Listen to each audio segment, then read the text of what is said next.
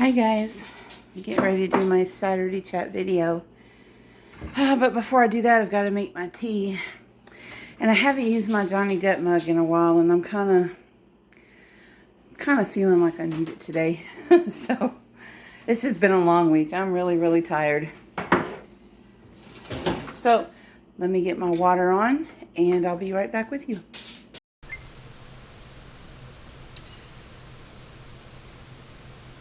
Hi guys, and it is time for our Saturday video. I'm going to go ahead and get this video started while my tea water is getting hot. I'm trying to decide what I'm going to do today because, I mean, as far as my face goes, excuse me, there's just a couple of spots I think I want to touch on. Kind of not wanting to go full on. I'm not wanting to go full on makeup today. Just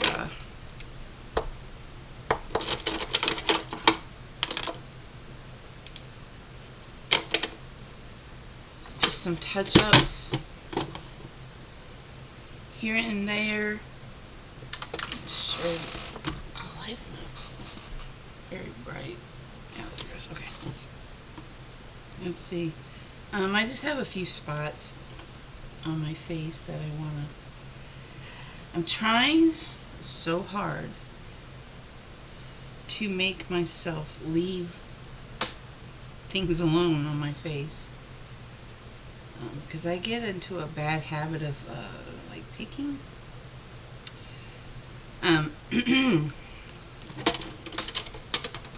Mostly out of, like, I don't know, like, if I don't even realize I'm doing it sometimes if I'm watching TV or something, watching a movie or something. Yeah, I'm just not wanting to go full on makeup today, full on coverage and all of that. Excuse me. If you guys could see what I see, if you wear glasses, you know what I'm talking about. Just kind of trying to look into this box to see what I need to get. I don't even think I'm going to do any of this today. I think I'm just going to let that be. I will do gloss. I usually do. Even when I don't do makeup, I do try to use some gloss if I can find it. I need a new makeup caddy. That's what I need. This isn't even really a makeup caddy.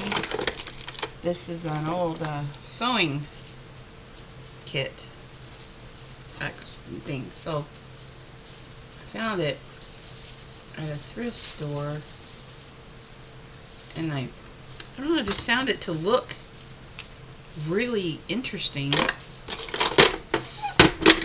I liked the way it looked. So I can show it. Oops, I'm trying to show it to you guys. I just liked the way it looked, so I bought it. I mean, I like the design on it, and so I use it for my makeup. And so, all right. Gotta listen out for my tea water, and I pray I turned the correct burner on. Lord have mercy. Anyways, that's that for real. That's the thing. My phonies. That's a must. Don't look.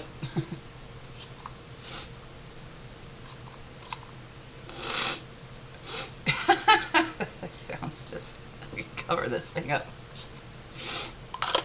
Anyway, yeah, that's okay. Okay. Need to talk about this.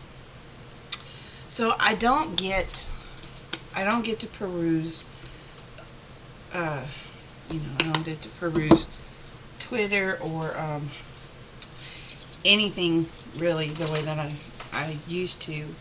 I literally pop in for just a few minutes, maybe a couple times a month, onto the Discord server now, and try to catch up.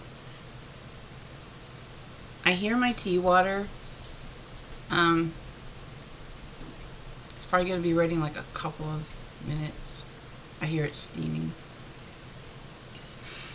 But there is something that we need to talk about, and we'll talk about that right after I get my water.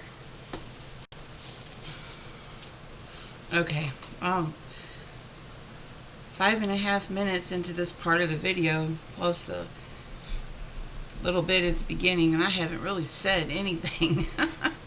Alright, so I've got my tea. So let's see. Let's catch you up with my personal stuff first. So, my landlord has been making a dent in as far as moving out goes. So, for those of you who are new to my channel, welcome. You may have to look back on some of the videos to catch up what I'm talking about here. But real briefly, I'll describe. My landlord, since I moved in 3 years ago, has been living in my garage, and it has been extremely inconvenient and annoying. And how does that even happen? Well, we were friends before, and I think he just took advantage of that. And then, and in the beginning, we didn't have a lease, and I started. I'm one of those people I can pick up on other people's kind of vibes, and I know when something's not, when I'm being lied to and whatever. So I started picking up on that, and I told him one day that we needed to have a lease. He tells me, "Oh, sure, no problem. You go in and pick one out, print one out, I'll sign it." Really? Okay. So I did, and I made it for 5 years. Yeah, I'm smart. And so about a year ago, this January, I got COVID. And upon hearing the news that I had COVID, his response was not, "Get well soon." His response was, "I want you moved out in 90 days. I'm selling the house, yada, yada, yada, blah, blah, blah." Well, him selling the house would not have a need for me to move out, you know.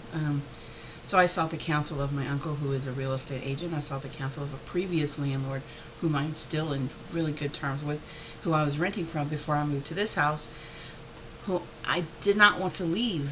But this seemed like such a great opportunity. House was bigger, nice big yard, better neighborhood, all that. And he suggested I get a lawyer. And so I did. And so, sad to think that it's been almost a freaking year in dealing with this. And so I did, and my lawyer let him know that he's in breach of contract just by even living in the garage. And he's, you know, I've never had full possession of this property. He uses both the sheds. I can't use the backyard. So so my landlord was taking care of the grass. He pays the water. That's part of the lease. And he was paying the internet. Well, he kept throwing those things in my face. So the water's part of the lease, so I left that to him. I started taking over. I paid for the maintenance for the yard. I put the internet in my name. I pay for the electric. So now, for the last month, he's literally just been living off me. Can't use my garage, can't use the backyard still. It's inconvenient. There's no privacy. He had cameras I didn't know about. I discovered one, made him take them all down. Yeah, creepy, right? So he knows that he could go to jail, he could be fined, all kinds of things. So my lawyer said that he had to move out by the end of October, or we would be going to court. I'd be suing him for back rent for not having possession of this house.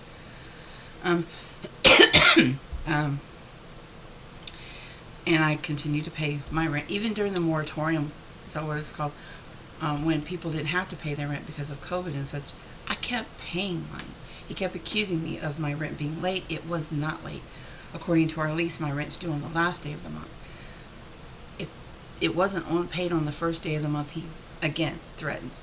The entire 3 years I've lived here, it has been one threat after another. Just, it's been a constant thing. And I don't do anything. All I do is work. I have my daycare. I work like 70 plus hours a week, and I sleep. That's it. And anyone's been following me for a while knows that that's true.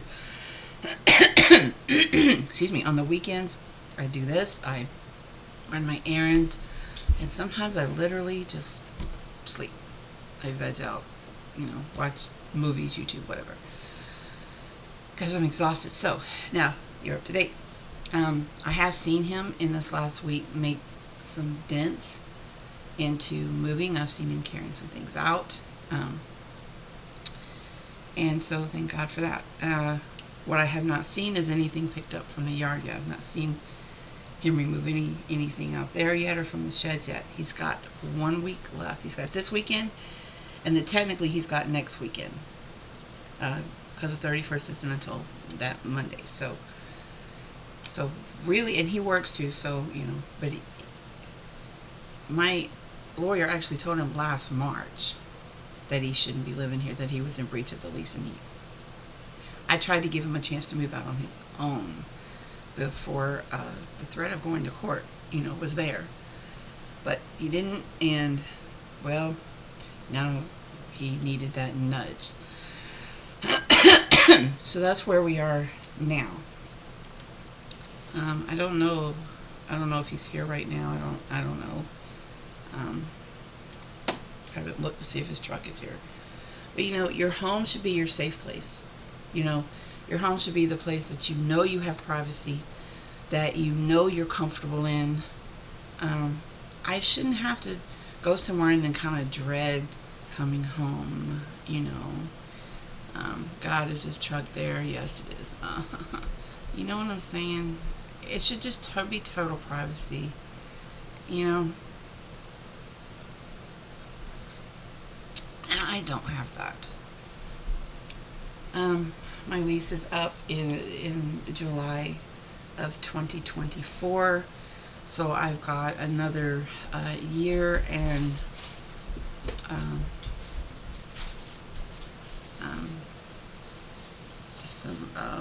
sorry, my brain is not, I haven't been awake that long, my brain is not working. November, December, January, February, March, June, July. So a year and 9 months, so shy of 2 years left here, which I am spending getting my finances in order so that I can hopefully, I'm praying that the market is on my side, buy my own house next year. Not next year, not, when I move from here.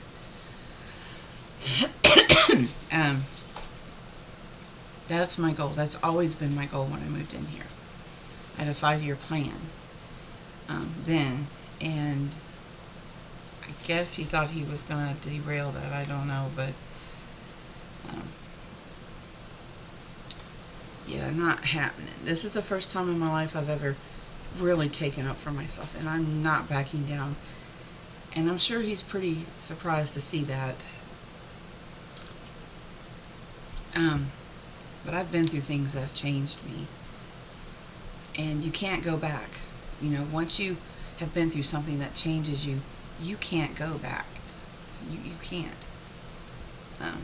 So there's that.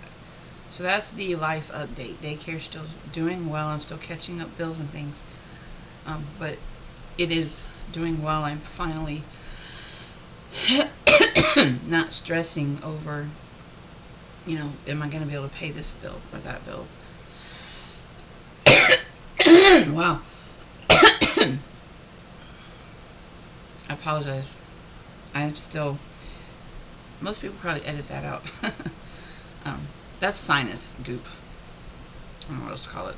It's not from my chest. A couple of weeks ago I did have this terrible chest thing that lasted a couple of weeks, and it's gone now. Everybody in the daycare, it went through all of this. So, but I have dealt with sinus issues since I was a child. I remember laying in bed at night, my mom would be, God, Dreama, stop coughing. And I didn't know why I was coughing. We didn't go to the doctor back then and stuff, so she just thought it was a habit and I was annoying her, but literally I was choking on mucus, and so I'd be muffling my coughs in my pillows and stuff. It was terrible. Anyways, so I am going to talk about Johnny Depp, more so Johnny Depp's fan base. If you watch this channel, there's a high likelihood that you're a Johnny Depp fan. So, there are, that I'm aware of, I know these videos have been circulating, but I want to give credit to the video owners, and that credit is in the description box. And I appreciate using it here. So I've seen 3 different views, 3 different angles, 3 different angles of this video now. And so here's the first one.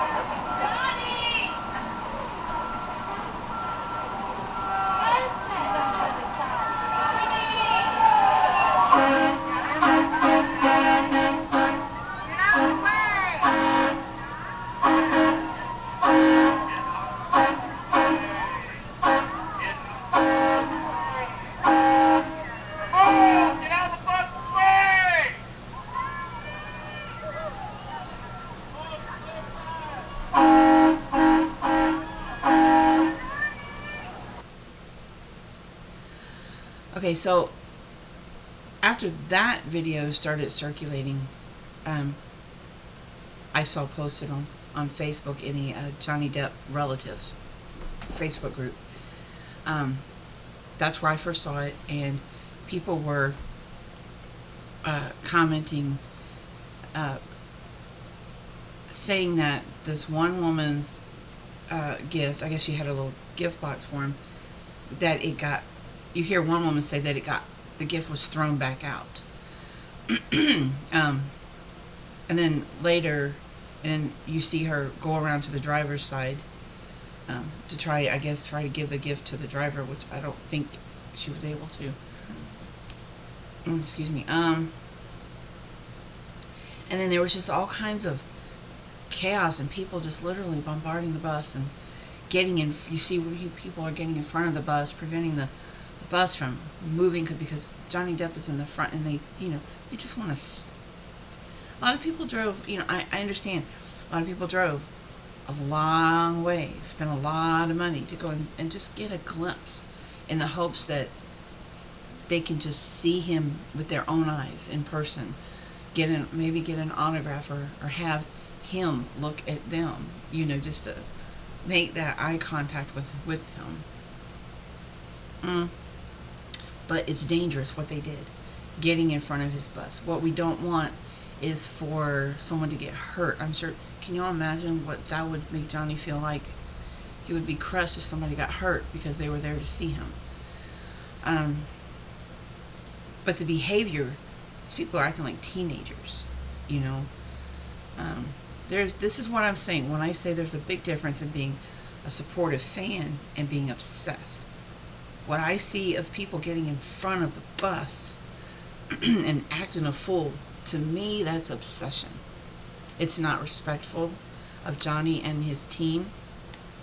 It's definitely not respectful of whoever's driving that bus.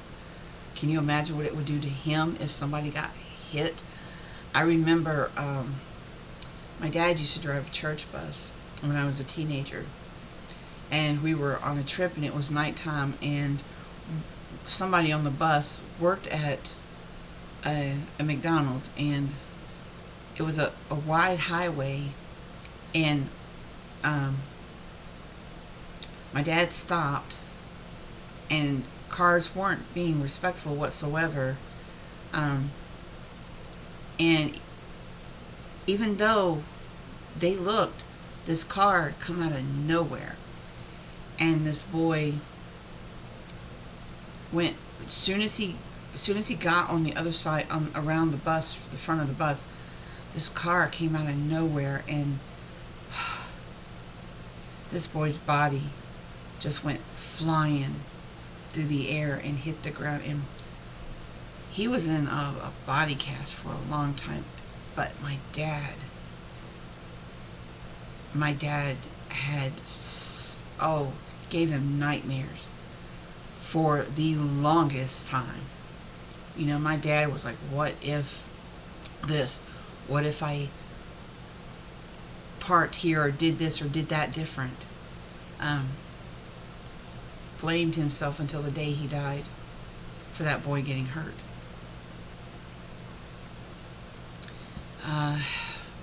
So I know to what extent the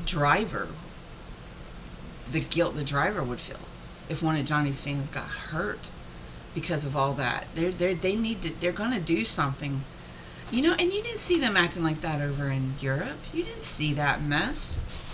This is not to my knowledge, anyways. You know, y'all gotta. I mean, really, don't be part of that. It's dangerous, and it wouldn't surprise me if they started putting up barricades to keep people away, just like they did in the courthouse. That's why Virginia was so strict with that. I knew once the crowds built up, I knew you weren't getting near Johnny. And they had the barricades so that you had to stand back on the sidewalk. You couldn't just run up to his vehicle. And it was for the safety of the fans, not just Johnny, but the safety of the fans. You know, nobody out there wants to hurt Johnny. I mean, Amber Heard's crazy, yes, but it's for the safety of the fans, the people, all those people in the street. You cannot act a fool like that. Somebody's going to get hurt. Now,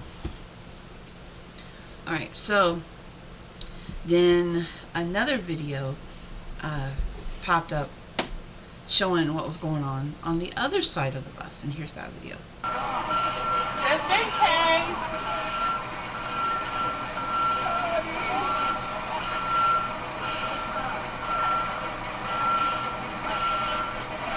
Waving us, please.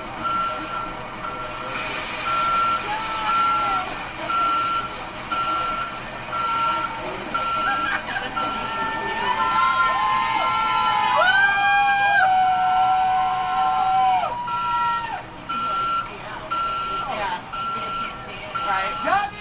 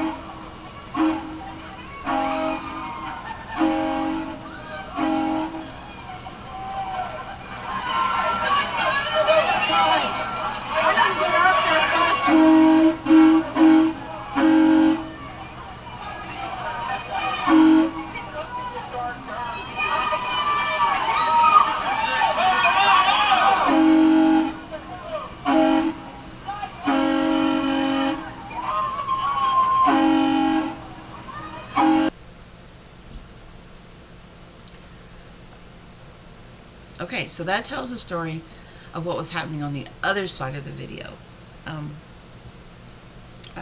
Johnny was greeting fans. I guess he was signing autographs and such. And so, so that, I guess that's why people were running around to the other side of the bus in the first video. So Johnny was out there greeting people. So that was the holdup there. Where I think in the first video people thought the holdup was people being too close to the bus. So Johnny was out there greeting people, and which is good to see. It's good to see, but it doesn't excuse this next video. Okay. I'm home now. Sorry, I'm feeling bad. I'm kind of still shaking. I'm gonna try to have a better explanation there because that was wild moment. Basically, Johnny came out the door and he went into the tour bus and they had to walk him down the sidewalk a little bit, and everybody was sitting on the other side of the road and they ran over to like surround him, and the police there were like freaking out.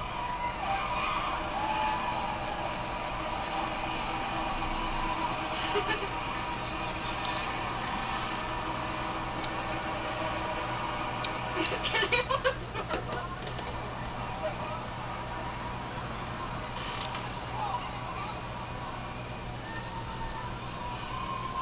And then he got into the bus and like I didn't see him. And so like I ended up like, because there's two buses, so I went in between, and a bunch of people were doing that, and then they like blocked them from doing that still because the buses would start moving.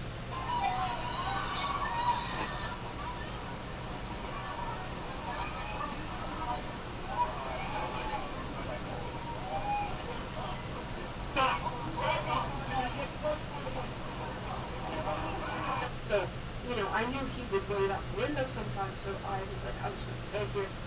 And they ended up kind of crowding everybody on one side and pushed them down the sidewalk, and then the other side they did the same thing. And then it was like me and 3 other people were stuck in between these two groups with like a bunch of police officers that were sitting in front of the bus.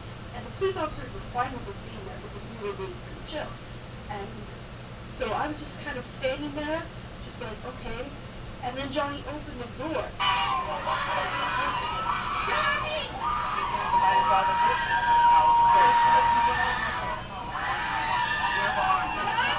And the door was like blocked off to the side that I was standing on. And so he was waving in the other direction, and I was like, okay, turn around, please. And he wasn't turning around. So I just kind of like nudged my way to kind of be like in front of him, and he got out of the bus, and I was just standing there like, what?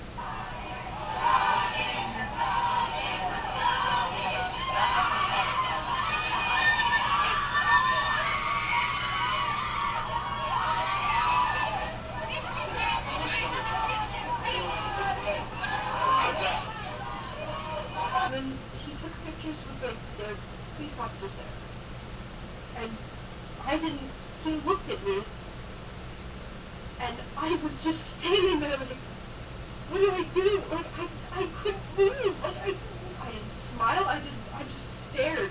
And I was like, what the fuck is going on? So that's what happened, and now I'm a mess, and I'm a Never a fireman, right? Always a cop. Always a cop.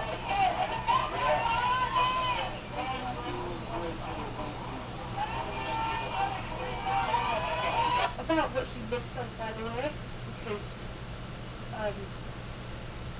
he was just, I don't know, he was wearing eyeliner.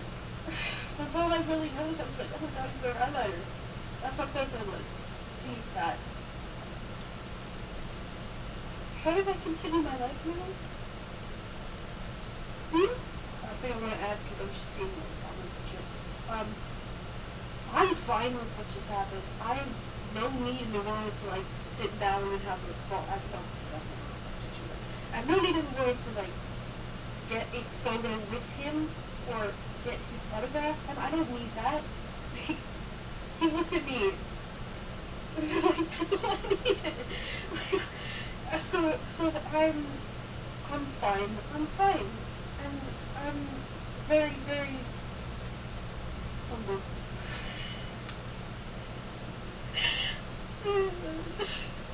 What is my life?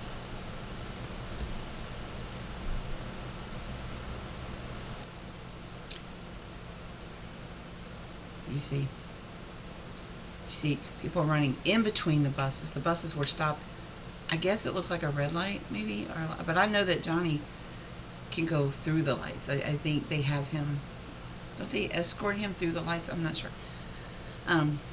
So people going through between the buses, so very unsafe. See how tall those buses are? Can the driver even see down there? What amazes me was how low those buses are to the ground. And I kept thinking, does it ever scrape something? That's my thought. I'm like, wow, that bus is...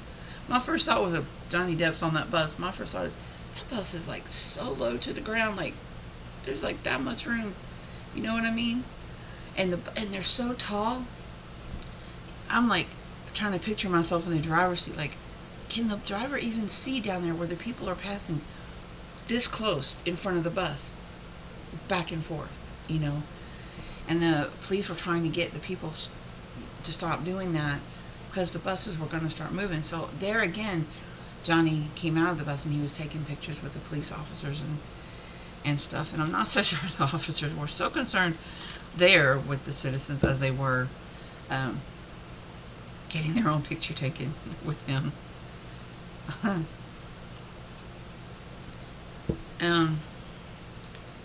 So there again, you know, he was greeting people because that's Johnny. One thing we know about Johnny Depp is that he tries to give to his fans. He knows and has stated himself that his fans are the reason that he is where he is, that he has what he has, you know.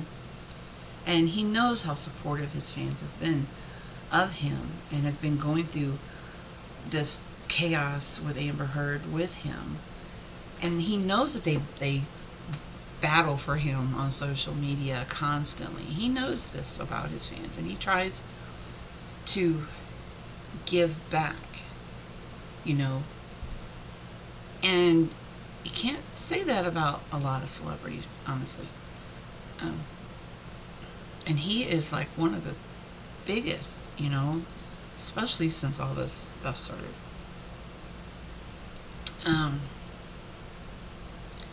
And so there he is, you know, just being Johnny. And I think he needs that love too. I think he needs that, and he tries to give it as well.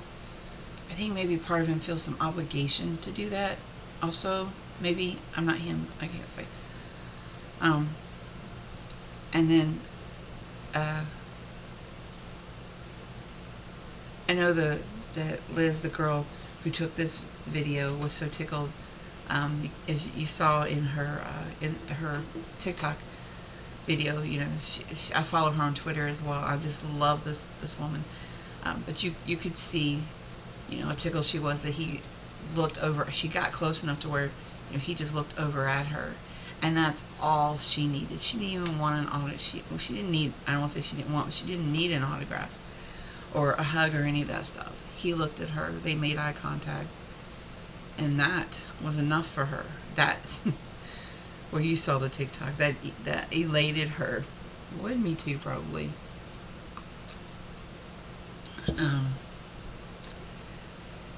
And so I'm very happy for her, tickled for her. You know, so he was there again, greeting people. But look how they were acting. Just crowding and what I saw on the Johnny Depp relations or relatives group on Facebook, some I think it was maybe the host of the group was saying that going forward, security is going to be a lot tighter through the rest of the U.S. tour. Wouldn't surprise me at all, not at all. So it needs to be, honestly, for people's safety, not just for Johnny's safety, but for the people's safety.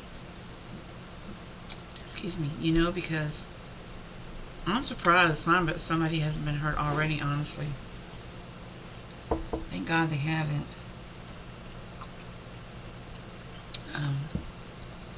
And then, there are those of us who have to work all the time, can't go see him,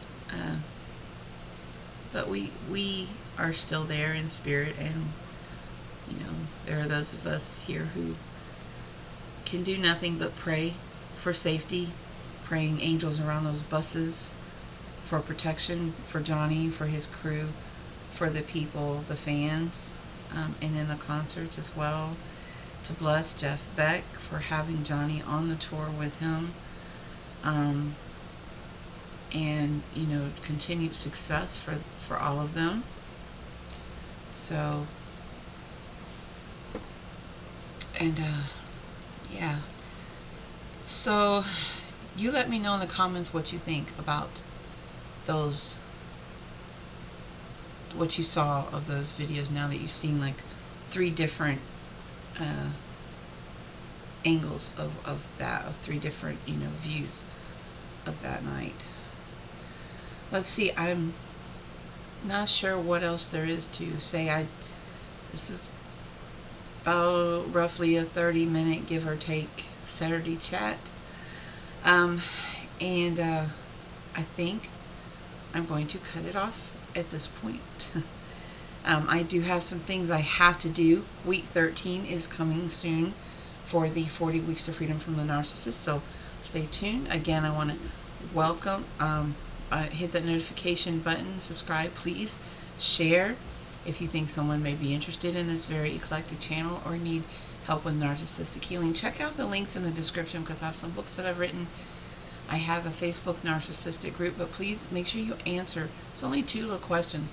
If you don't answer, I do check everyone's profile that requests to join the private narcissistic awareness group.